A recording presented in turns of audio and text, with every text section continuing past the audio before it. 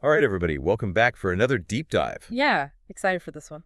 Today, we're going to be talking about something that's been making some noise, and that's Pulse Zen. Pulse Zen, You know, yeah. I think a lot of our listeners are probably familiar with like traditional investments, right? Sure. Like, buying stock in Apple. Right. You're buying a piece of the company and hoping that, their iPhones keep selling and the stock price goes up and all that. Yep. But Pulse Zen, it's a different story It's a entirely. whole different ball game. Yeah. So today we're gonna try to unpack what makes Pulse Zen so unique, and why it might be worth considering as part of a portfolio. Yeah, I think the first thing to really grasp with Pulse Zen is that unlike a company like Apple or, any company for that matter, Yeah. Pulse Zen, it doesn't actually produce any physical products. Okay. It's not a company, it's not even a platform really. Interesting. It's a digital asset, it's a token, Okay. and it exists on two different blockchains. Gotcha. So it's more akin to something like Bitcoin then. Yeah, you can think of it like Bitcoin, but with a totally different value proposition. Okay. So no iPhones, no software, no factories, nothing like that. Right. If there's no product, Mm-hmm.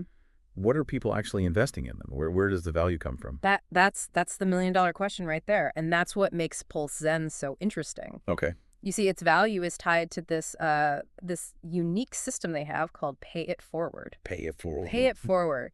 Yeah, and essentially every time there's a transaction with Pulse Zen, like you buy it, you sell it, or you trade it, Mhm. a 2% fee is taken. Okay. But here's the kicker, that 2% fee, it doesn't go to some company or some CEO. Right. It's redistributed to everyone who's holding Pulse Zen. Wow. So wait a minute. So you're saying just by holding Pulse Zen, Yeah, you earn passive income based on how much activity is happening on the network. exactly. The more people use it, the more transactions there are, the more rewards are generated and distributed to the holders. That's pretty wild. It's a very interesting model, and it creates this really cool incentive to hold on to Pulse Zen. Yeah. Because you're not just betting on the price going up, you're also benefiting from the whole ecosystem growing. And this is all managed through smart contracts, right? Absolutely. It's all automated and transparent. So there's no central authority or company controlling it? Right. Every single transaction is verifiable on the blockchain. You can see where everything's going. Okay. This is where it gets really interesting, I think, for me, because we've talked about Bitcoin on the show before. Yeah. And, Bitcoin is also a digital asset, but its value is often, likened to digital gold, Yeah.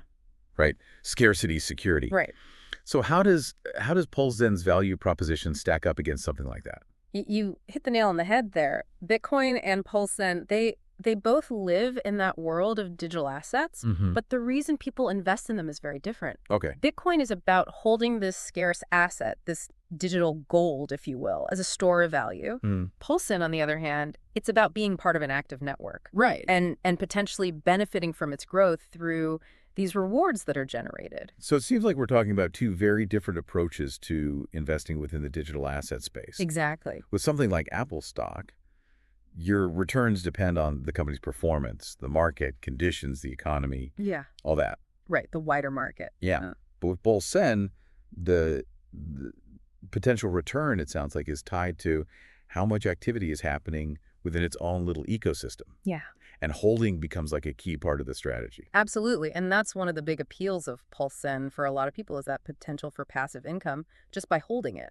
And if I'm remembering correctly, haven't cryptocurrencies historically been the highest appreciating asset class? That is correct. Yeah, they've consistently outperformed other asset classes over the past decade or so. And specifically with Pulse Zen? Well, over the past 4 years, Pulse Zen has generated an average annual return of over 18%. Wow, that's pretty impressive. It is, and it really highlights the potential of this kind of investment. It definitely makes you think twice about how you're diversifying your portfolio, right? Right. Like, even if it's a small percentage, like, say, 5% of your total investments, Mm-hmm.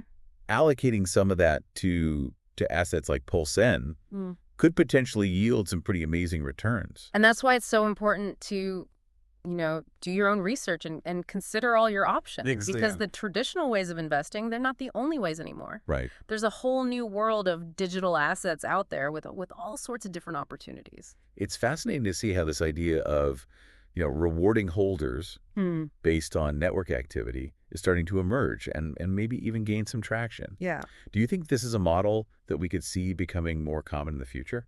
It's hard to say for sure, but I definitely think it's a trend worth watching. Mm. The idea of these decentralized, transparent systems that reward participants based on activity. Mm.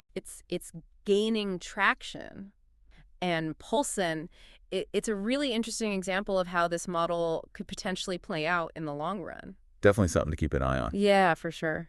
Well, I think this has been a really insightful look at Pulse Zen. Yeah, And, it's a very different way of thinking about investing. absolutely. We've got our traditional stocks like Apple, which, might feel more familiar to a lot of people. Sure. But then you've got these digital assets like Pulse Zen, which offer a whole different set of potential benefits and risks. Yeah. And it's really up to each individual investor to decide Right. which approach aligns best with their goals and their risk tolerance. Exactly. Do your research, understand the different options, and make the decision that's right for you. Great advice as always. Well, I think that about wraps it up for our deep dive on Pulse Zen. Yeah, great discussion. Really appreciate your insights on this one. Happy to be here.